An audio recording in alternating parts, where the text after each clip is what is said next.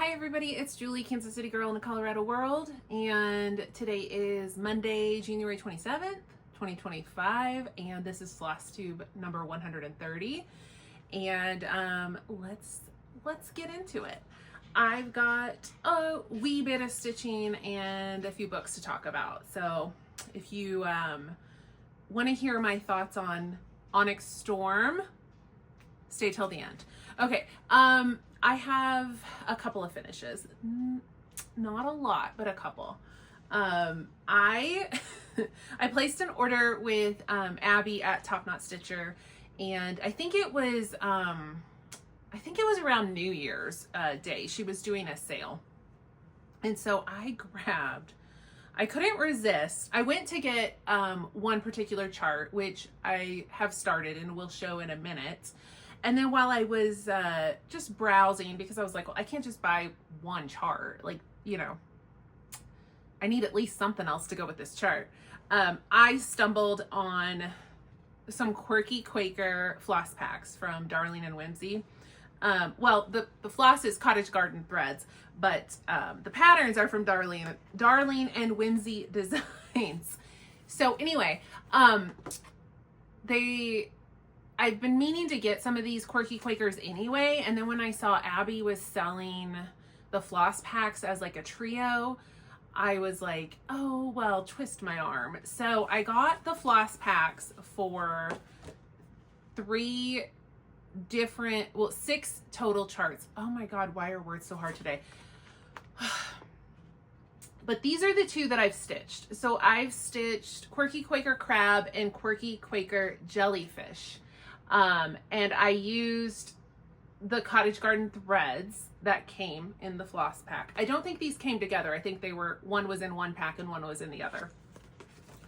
I am stitching these on a piece of 25 count linen, I guess it would be, from Bestitch Me. It came in like a mystery box. I think it was a winter box. I don't know that I have the color of what the fabric is, but it's this beautiful fabric that kind of reminded me of the ocean, and so I thought it would work great for these quirky Quakers. So I stitched the jellyfish, and these stitch up really, really fast. They are not large and they are not a lot of stitching. Because I did mine on 25 count, it looks even a little bit larger than a lot of people, you know, are doing them on 28 or 32 count, so they're even a little smaller. So this is 25 count, 2 strands over 2 threads. But there's the jellyfish with the called for colors. And then I did the crab, again with the called for colors. And I've got room on this fabric to do all 6, so they're all going to be on this coordinated fabric. These are super fun to stitch. They stitch up really, really quick. I have like no complaints. I've used Cottage Garden Threads before, so I knew I would love them. But what's really cool about these Quirky Quaker threads is you get 2 colors in your on your floss card. And so you don't end up with, I mean, these use such little floss. Like you can see, I still have tons of floss left, but instead of having to buy 2 full skeins, you get like a half skein of one color and a half skein of the other, and they're on the same little floss card. I separated mine out just because I thought it looked pretty. But yeah, these use up hardly any floss. I've got so much left, and I love Cottage Garden Threads. I've stitched with them before. They are really, really nice. Like the variegation on them is just so good. It's subtle enough that you don't have to think really hard about placement, but it's also like obvious enough that you can enjoy, the variegation, but you don't have to stress about like, does this look right? Should I, place that somewhere else? So I really like stitching with those. Like I said, these stitched up super duper fast, and I'm sure I will be knocking the rest of these out soon. So we've got octopus, the narwhal, the stingray, and the pufferfish. Yeah. the pufferfish. So I think that one's so cute too. So I've still got those 4 to do. Those are perfect little palette cleansers in between, like, you know, heavy stitching on other stuff. These are really, like, they can be 1-day stitches, 1 evening stitches. They stitch up really, really quick. So those were 2 finishes. And then I have one more finish that is also slash a WIP. So WIP stands for work in progress, WIP. So I'm going to kind of transition from a finish to a WIP because I've got a mini finish on a bigger WIP. If that doesn't make any sense to you, let me explain. I'm stitching the Witchy Stitcher Nostalgic Tarot Stitch Along.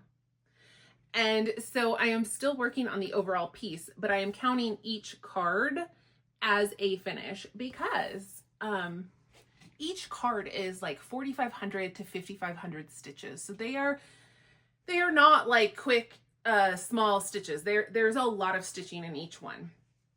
Now, because of the massive size of this project, I am stitching mine 1/1 on 28 count Monaco. So mine is much, much smaller than I think, you know, a lot of people's would be, but even 1/1 on 28 count, you can see it's taking up all of this fabric. It's going to be still overall a large piece. So I dyed this myself, and I have not been able to put this down. I've been working on this for the last 2 or 3 weeks off and on, but like when I pick it up, I cannot put it down. I don't want to stop. I've gotten so much progress. I don't know if you can tell, but I have. So the border is over 15,000 stitches just for the borders. So I've put in a lot of work. I almost have the top border done.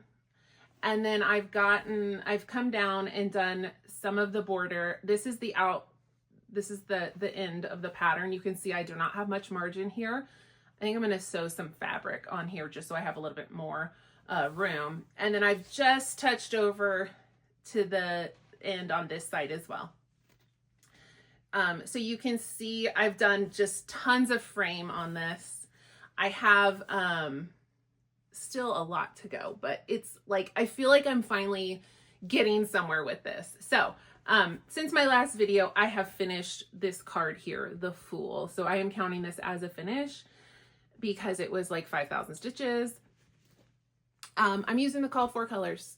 One tiny little change. I'm using the called for DMC, but for my DMC 310, I did sub in a DMC, a toile in 310. So it's still a black floss, but it's got a little bit of sparkle. Of course, you probably cannot see any sparkle coming through, but there is just a little bit of sparkle to the black floss. And because I'm stitching on this black fabric, I just thought that would make it stand out a little bit more, because otherwise it was just, I mean, it's just really blending into the fabric, especially if I just use a regular DMC 310. So itty bitty stitches. I've gotten so much done. I've been kind of focused on the top, but I did start in on these cards down here. So I'm so excited with how this is looking. I love it. It's looking so good. And I'm just so pleased that I'm seeing some movement on this piece because it is a massive, massive undertaking. It's not a piece that I expect to be finished anytime soon. All of the cards aren't even released. I think about half of them are out now. I think there's 10 out. If you want to get in on this, go to the Witchy Stitcher website. I think some of them are available through her website now, and the rest are through her Patreon, where you can join her Patreon and then access the shop to get the ones you've missed.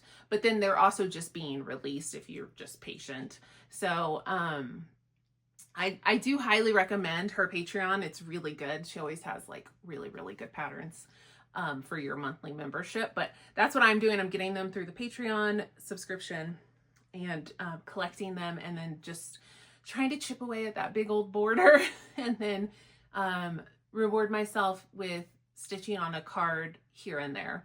I wanted to start a third card, but I made myself like really focus on the border. So it's a massive project, but we're going to get there. We are going to get there. All right, so then I got out a really old whip. I don't remember who I was talking to. I was talking to somebody about owl forest embroidery. I don't know why, I don't remember, but we were chatting and I have a bunch of owl forest embroidery whips. And I was like, you know, I really want to stitch on one. And I was like, I know what I want to stitch on. I want to stitch on my Alice in Wonderland.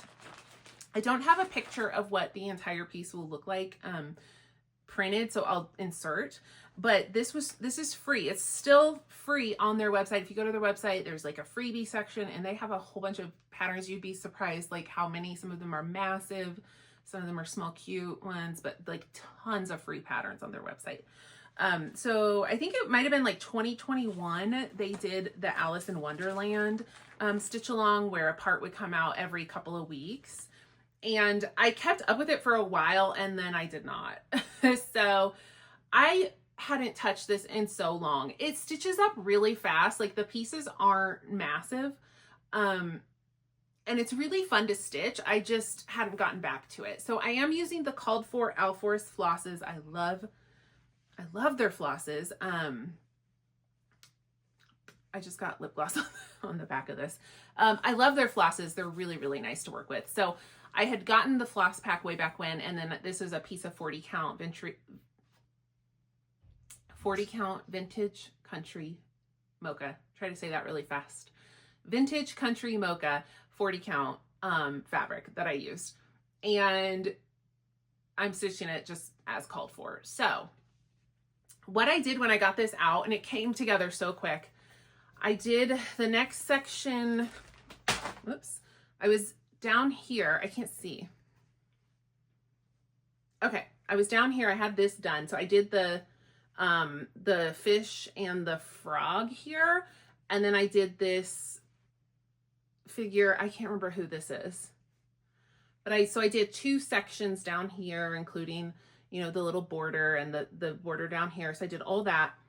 And then I came back up to the top because when I had started this originally, like one of the first sections was to do this border here all the way across. And I got bored and didn't do it. So I did it maybe almost halfway across. So I knew I still needed to like come back up and finish that border. So I did come up and take that border all the way across. So now I'm on part, I think I'm on, let's see, I'm on part 12 of, how many total do we have? 19. So I'm on part 12 of 19. And like I said, each part is very small and easy, manageable. But yeah, I unfortunately I had to put this away to participate in a stitch along with a friend, but I was having so much fun and I really did not want to put this away. And I really think I could finish this with like probably a week's worth of work. I think I could finish this up. So who knows? Who knows when I'll get back to it. But it was nice, you know, it was nice to just work on an old whip that I hadn't worked on in a really long time. It was you know, it felt good. It felt good to get something old out that had been neglected for too long. Okay, so I did some secret stitching, and it's only secret because it's a gift for somebody who I know if they watched, they would know it was for them. So I will show that like probably in a month or so after it's been gifted. But it was a good chunk of my stitching since my last video, but I can't show you yet. And then I did a little bit of secret stitching for, again, something I'll reveal later, but it's for Stitch North. So I am going to Stitch North weekend 2, which is like very end of April, end of May, or it's the very beginning of May. Maybe it's the very beginning of May. Yeah. I think it's like May 2nd. Anyway, I'm going to weekend 2 of Stitch North. And so I am working on a little something for like gifts. So I don't want to show that yet either. So that was some secret stitching that I can't show. But I have much more stitching I can show you. So don't worry. Don't stress. What did I work on next? Okay, so I have resurrected the full moon stitch along that I'm doing with my friend Karen, my friend Jules, and my friend Sarah. We last year decided we were going to do this, or maybe it was even like before last year. It might have been like the fall of the year before, whatever. It doesn't matter. We had started this full moon stitch along where on the full moon, we would all like work on something with a moon in it, just like kind of celebrate the full moon. And we went in spurts where we would do really well and we would all be participating. And then we would kind of like fall off and not check in, and you know, life happens, we get busy, whatever. And so we decided to resurrect it for 2025 because we all were like, oh, you know, I've been meaning to get back to this. So this past full moon, we all started working on our full moon projects again. And I know me and Karen, and I can't remember if Sarah jumped in or not. And Jules, I think maybe was going to, but maybe next round. I don't know. Anyway, Karen and I decided to start Plum Street Samplers Salem Mini Moon. I'll insert a pic because I don't have it right here in front of me. But we decided we would work on this. And so I got a start on this, and it's stitching up really quick. It's a small pattern. So this is a scrap piece of fabric. I think it's a 36 count Picture This Plus, but I'm not sure what the color was. It's like something I've had in stash forever. It's just a nice golden neutral. And I had a few of the called for colors, and then the ones I didn't have, I just substituted in things from my stash that looked like a similar color. So I started in the middle, which is about here, and then worked down to the bottom. So I've got my cauldron done, and I got a little jack-o'-lantern in, and that was just a night of stitching. So that was super fun. And I'm just going to keep on working on this until it's done, on the full moons, until it's done. I kind of, you know, I wanted to keep going, and I was like, I could just finish this in a couple of days, but I decided to save it. I decided I would save it for the full moon. So, so fun to have that stitch along back in effect again. Anyone is welcome to join us. We just have a little chat where we, you know, we'll just be like, hey, don't forget, like, full moon next Monday, like, don't forget to work on your projects. And then we just kind of share our progress. Okay, so I had another new start. So this is a project that I had, I bought the pattern when it came out, and then I bought the silk when I visited Be Stitch Me. I bought the silk pack. And then when I visited Be Stitch Me for the second time, I bought the fabric for it. So this is Ingleside Imaginarium, Don't Feed the Plants. This was a market release, I think in 2023. And it was like super popular when it came out because it's beautiful. And so I had the PDF from Brittany, and then I went through Be Stitch Me last year and I bought the silk pack, but for some reason I didn't buy the fabric that day, probably because I was, you know, buying so much. I was already spending a bunch of money. So, you know, I talked myself out of it. And then when I went back to Be Stitch Me this past December, I was like, I need to find that fabric. So I did. So this is the called for fabric and the called for silk pack. I think my fabric is Lugana and Brittany used linen, but you know, it's the same colorway. So it's Garden Party is the name of the fabric. And then I used all the Be Stitch Me silks that were called for. And this pattern is a lot of stitching. It's really dense.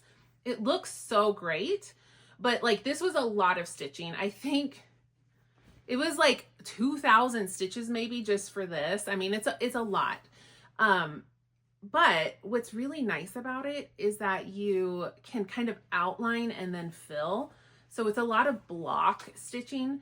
So I was able to outline like the sections and then just fill them in without having to stare at the pattern the whole time. I've got all of the colors in except for one. I think there's one more green tone down here that I didn't get to, but otherwise this is all the colors. And it looks so good. Brittany is such a wonderful artist. She hasn't been designing cross stitch much lately. I don't know if she will again, but what she has designed is so, so, so nice. And I love everything I've stitched from her. I have a few whips that I haven't finished, but have really enjoyed. And I've got a few like patterns waiting in the wings, but she's such a great designer. And this was one where I'm like, who would come up with like putting these colors on this fabric? Because it's not like, I wouldn't think that would work, but it totally works. It looks so good. Even though, like I said, I would never in a million years pick like a pink and green palette and then be like, let me put it on peach. But it works. It looks amazing. So, you know, there was one where it was like, trust the designer. I'm so glad I got the called for fabric. It looks so great on this. It looks gorgeous. This fabric is interesting because look at, so this is the side I'm using, which was like, I felt like really subtle and beautiful. And then look at the back. It's like, pow. The modeling is so much stronger on the back.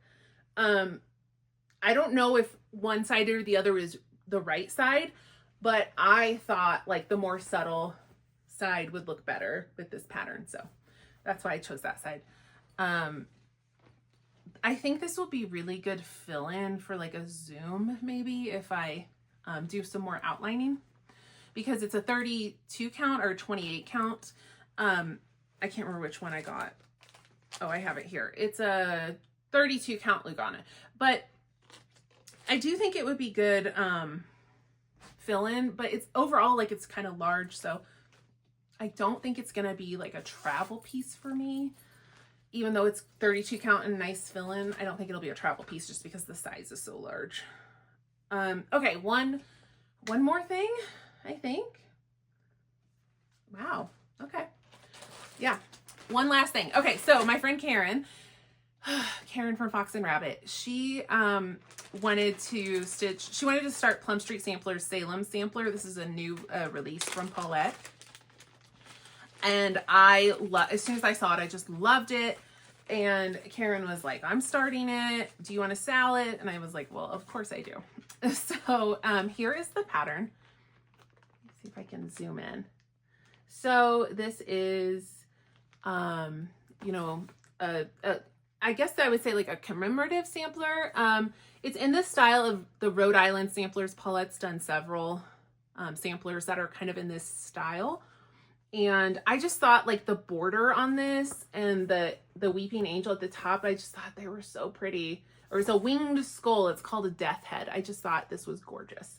So there are a couple of little changes I'm gonna make. Nothing drastic, and I don't know how well you can see this like on camera because it's kind of small in front of me, but I'm gonna make just a little bit of a change. There are a bunch of white pumpkins on here, and I am going to make mine more colorful, just like oranges, reds, maybe some aqua or blue, just for fun. I just want to put a little more color, and the white pumpkins were like a little, I don't know, it was a little too bland for me. So I'm going to like punch up some color there. And then the other change is the church here in the middle. My friend, so when I saw the design, I loved it. I was fine with the church. My friend Amy Gable Stitcher, she used to teach or she used to do tours at the House of Seven Gables in Salem, Massachusetts. She knows her Salem history. She's born and raised in that area. And she was like, yeah, you know, the only issue I have with this sampler is she's like, churches did not have steeples in 1692. And I was like, oh my gosh, I didn't even like think of that. So I am going to modify that to make it look more like, I think at the time it would have been like a meeting house where they would have had religious services. I don't know if they even called it a church then. I'm going to do some more research and kind of just make that, like modify that building to look more like appropriate for 1692 Salem. But otherwise, you know, that's just a personal choice. Like, I think if you stitch it with the church with a steeple, like, I don't think it matters. But now that I know that, I'm like, I gotta fix it. So those are my changes. I'm just gonna like make the pumpkins colorful, and then I'm gonna change that church. There is a quote in here that I may change. I actually do not mind the quote. It says, Ah, children, be afraid of going prayerless to bed, lest the devil be your bedfellow. See Mather. So I think it fits for the witch trials of 1692.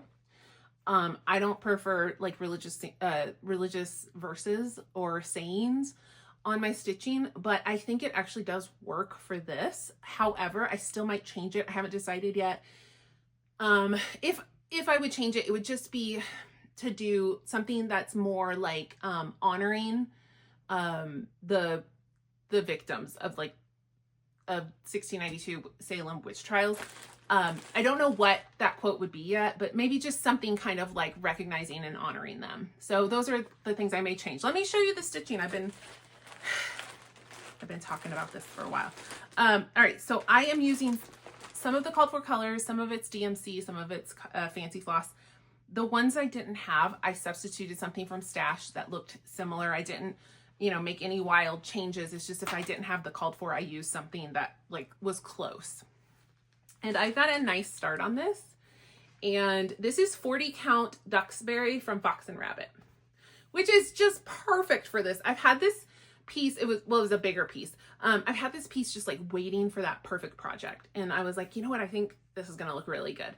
So this is Duxbury, and every piece of Duxbury is different. Some are super dirty, grungy, and some are much lighter and softer with hardly any grunge. It just depends on what you get. This side that I've cut off you can see some of it right here. It was much darker and grungier. Anyway, there's my start. This is a really fun piece because there is a lot of fill-in on this one too if you get the outlining. So I outlined this rose, and then I filled in this pinky color on a Zoom, book club Zoom. Almost finished filling it in. I just have those two petals there. And then this death head is also I've done the outline and now it's just fill in. So really fun. And like I said, I did substitute colors when I didn't have what was called for, but I stuck true to kind of what the original chart looked like. So there is Salem Sampler. Whew. All right. I feel like I talked about that for a while. All right, so that is all the stitching I've done in the last 3 weeks. I think it's been about 3 weeks since my last video. So I want to talk about some books now. So if you don't want to hear me really get long-winded about books, you can leave now, and you won't miss any stitching. But if you want to hear about books, let's get into it. I have read a lot of them, and I'm not going to talk about every single thing I've read. I keep forgetting. Sometimes I remember, but usually I forget. In the drop-down box, I will link my Goodreads profile. If you are curious about what I've been reading, you can go to my profile and you can see, because sometimes I don't talk about it here because maybe it's a reread and I'm like, well, I've talked about it before. I don't need to go into it again. Or sometimes I was just kind of lukewarm on the book and I've already got a bunch to talk about. And I'm like, I don't really need to get into that one because maybe I don't have a lot to say about it. It wasn't really bad. It wasn't really great. I don't have strong thoughts about it. So maybe I won't chat about it here, but it's on my Goodreads profile and you can see I gave it 3 stars and I was just kind of middle of the road about it. So if you're ever curious, you can go check that out. Or if I'm talking about a book and you miss the title or the author, if you go to my Goodreads profile, you can see all the books I've read you can see all the books I've ever read, but you can see the books I've read recently, and then you can find it there. So I don't always remember to mention that, but I did want to mention that because I'm looking at my list. So I keep notes of everything that I'm stitching and reading. And I've crossed out ones that I'm not going to talk about or that are part of a series. So I'll talk about it when I complete the series or for whatever reason. So you aren't going to hear me talk about everything. Right now I'm rereading Throne of Glass. So I read the second book, but I'm not going to talk about it because I've talked about it before. I'll talk about it maybe again at the end of my reread. I reread Fourth Wing and Iron Flame. Not going to get into it. I'm currently about to finish a series. I'm reading the 3rd book right now. I have an hour left. So then I'll talk about all 3 of those as a series in my next video. So anyway, okay. there's that. Let's just jump, like, let's get to it. Let's just talk about it. Let's talk about Onyx Store. I'm not gonna, no spoilers, because this just came out less than a week ago. It came out last Tuesday. I know some of you haven't read it yet, or are in the middle of reading it, whatever. I know that not everybody has read this book. Of course, I started it immediately and devoured it, but I do understand that, people are still reading this, so I'm not going to give spoilers.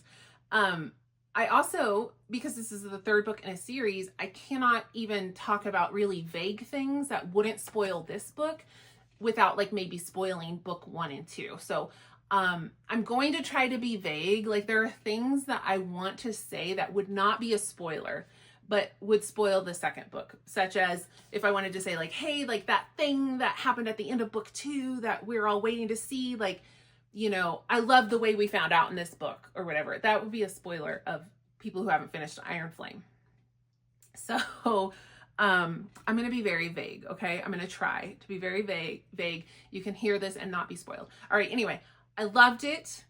I didn't expect not to love it, but I really did love it. I definitely think I love this more than book 2, which I also loved. I loved book 2, but I think I love this one even more. So this one was really, I think, perfect for like a middle book in a series, because I believe there are going to be 5 books. And so sometimes, books 2 or 3 or even 4 can kind of get like, you can get a little bit in the weeds. They can start to lag, and they can get like a little bit, like sometimes they're just like filler, right? But this one I thought did a really nice job of like moving along the plot, introducing some new mystery and intrigue, and giving us a couple of answers, but not maybe as many as you would expect, and just kind of developing. I thought it was really nice. I thought it was nicely paced. I, of course, flew right through it, but I really thought it was a great middle book for this series, and I had a really, really good time with this book. One thing I will say, I was really surprised how many things did not get answered, because from book 1 and 2, there were so many mysteries and storylines like being developed. And if you're in the fandom for Fourth Wing at all, you know that we all have like these theories about, who this person is, what this person's doing, what this means, the magic, the dragons, all these things. And so we all have all these theories, and I think truly that we have figured out some of the theories. Like, I think sometimes you'll see like a fan theory and you're like, that has to be right. That has to be what's going to happen. And so we've had all this build up with discussing all these theories, and then we're all thinking like we're going to get some answers, right? Like, maybe not everything, but like we are going to find out some things in this book. And I was actually shocked at how little we actually ended up finding out. There was one big reveal. I cannot go into detail without spoiling book 2. So, but there is something that we find out in book 2 that we have all been guessing for months and months and months. What is it? And you do find out in this book. I felt like it was extremely, like, I don't want to say anticlimactic. I felt like it was a little bit of a letdown of like, oh, that's it. But I think, and I know I'm talking very vaguely and in circles. If you've read this series, you know what I'm getting at. If you haven't, I don't want to spoil it for you. But I do think there will be more development and more to come. And it will become an exciting thing. But in this book, it was like, oh, that's it? Oh, okay. Huh, okay. But in true Rebecca Yarros fashion, she did leave us at the end with a whole new like mystery thread to unravel, which I don't think that's a spoiler. She always ends these books on something that you're like, wait, what? And then until the next one comes out, you get to be like, what on earth? So, yeah, I thought we'd get some more answers than what we got, but I'm still okay with it because we got like new things to ponder, and it was just so fun. It was these books are such a ride. They are such a good time. So yes, I loved Onyx Storm. If you want to chat more about it, like if you need to scream into the void, like you can message me on Instagram if you want, okay? My most of my friends are reading this, and the ones that have finished, like we've been like, you know, just screaming at each other about it since we finished. So I loved it. Oh, I did get the sprayed edge fancy version. I did try to go to Target and get like the super limited edition, like super limited version, but apparently I did not get there early enough. I got there before opening and there was already a line, and I was like, oh my God. And it was -4 degrees because of the Arctic blast. And I was like, oh, okay, I guess we're standing out in line in this. And I just missed it by like 1 or 2 people. Like my Target did not do what they should have, which would have been like, you know,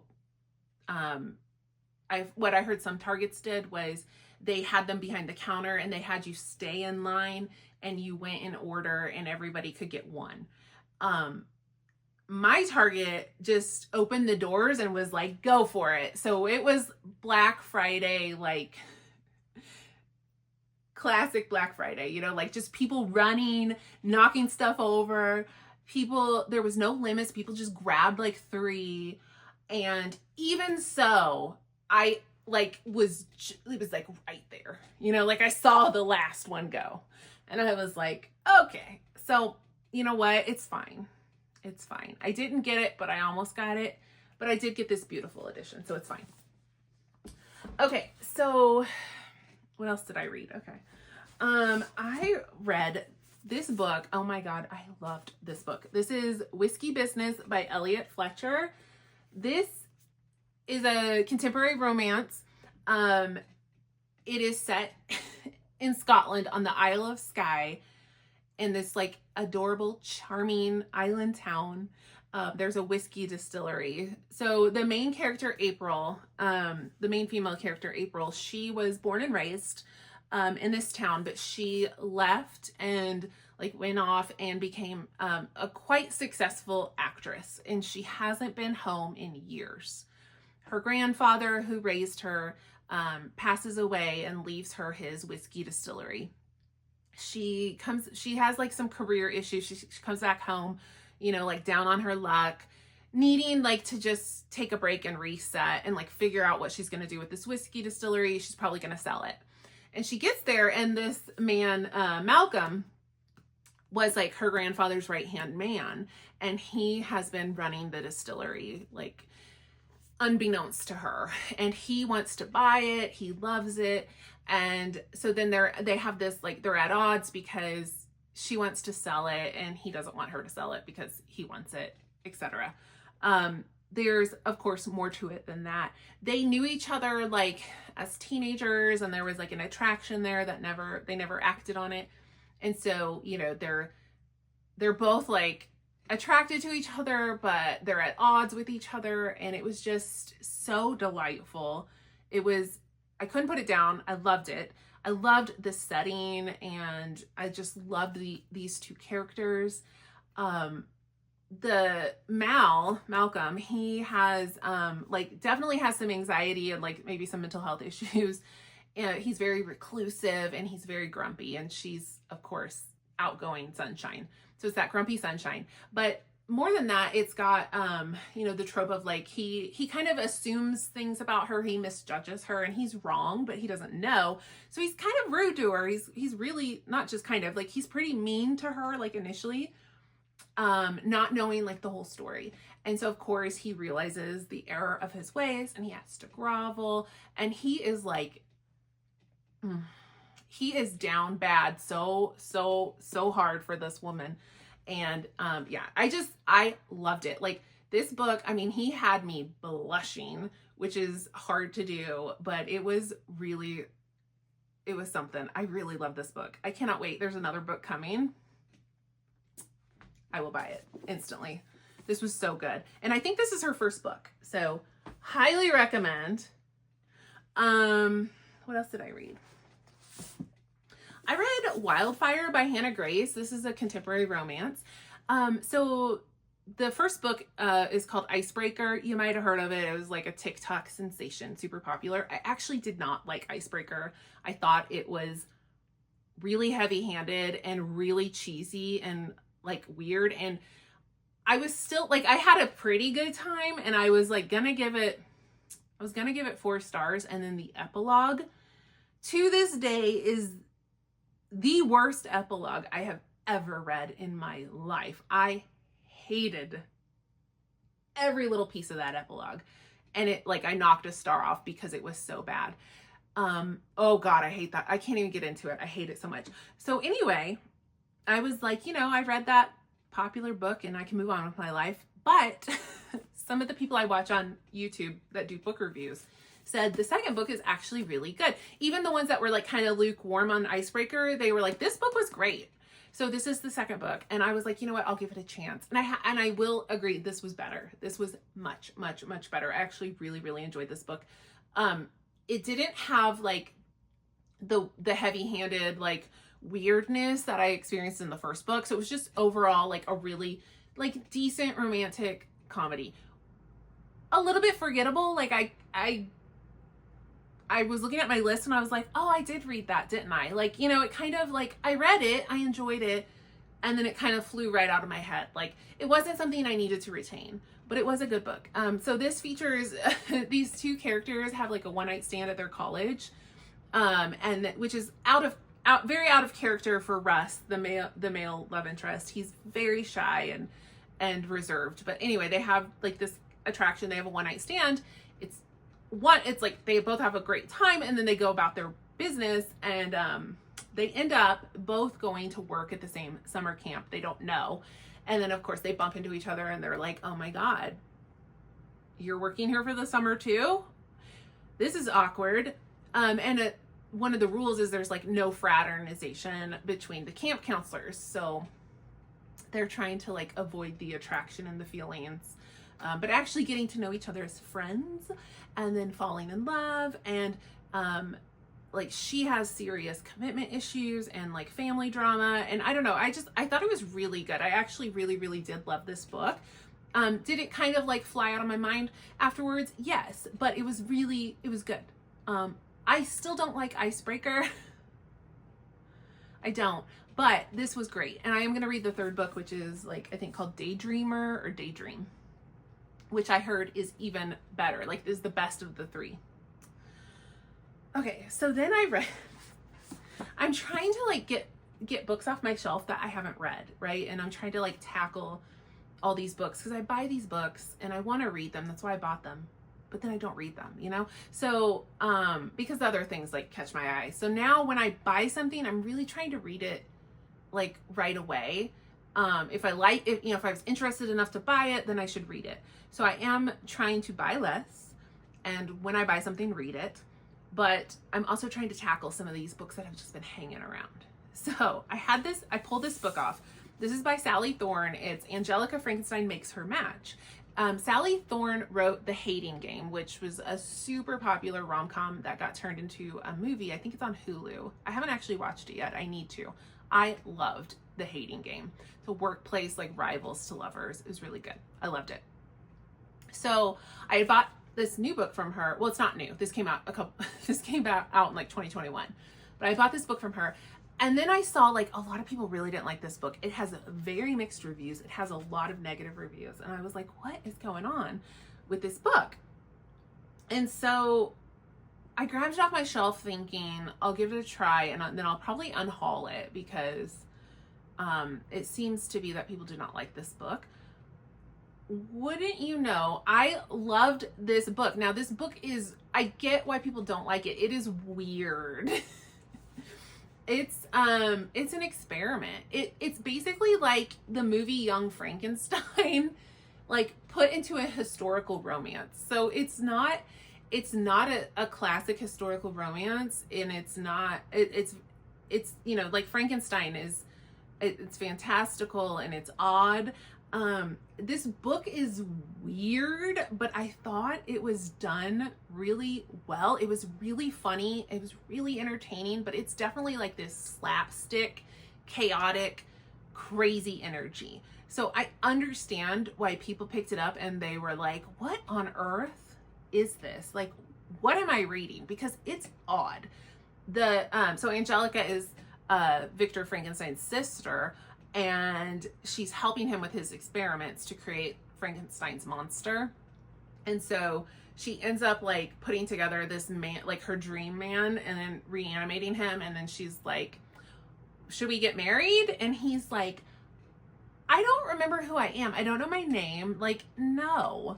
So it's this, he's like staying with them, trying to find clues about who he was. And she's like, we should bone.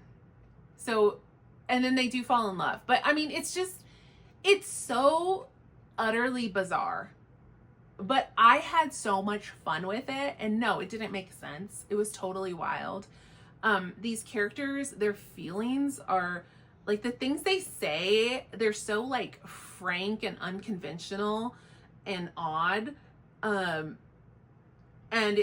it's just totally wacky, but in like the most fun way. I had a great time with this book. Who would I recommend it to? I don't know. If you like Mel Brooks' Young Frankenstein, like, and historical romance, and Mary Shelley's Frankenstein, like maybe you would like it. I don't know. It's odd, but I really did have fun with that one. I was shocked because I thought, okay, well, I'm gonna hate this book because everybody hates this book, and then I had a really good time. Okay, so I read The Foxwife. Oh shoot, I can't remember the author. I'm inserting a picture. I read this for book club with Michelle Cozier, and this is not my usual like book I would gravitate to. But what's really fun about the book club is, I pick up things that I might not have. So Michelle picked this book. It's a like a historical fiction, a little bit of a mystery, and a lot of magical realism. And it was a really interesting book club discussion because some of us didn't get it, or maybe didn't love it, and some people really loved it. I felt very about this book. Like, honestly, I did not like it, but I could see the quality of the writing, and I could see why people would really like it. It just was not for me. It's not a book I would have picked up probably. So like, I just wasn't the audience for this book. So I'm not saying it's a bad book, but I did not have fun reading it. I just was like, are we done? Is it over? Can I go now? Can I be done? Please release me. Let me go back to my fantasy romance books, please. Like it was a slog for me, but it was actually, I think, a good book. It just wasn't for me in this time in my life. But yeah, it's hard to describe. So it's set in China. There are two storylines that eventually converge. That's not a spoiler. Like, you can kind of tell from the beginning that's what's going to happen. So the magical realism element is that there is a woman who is actually a fox.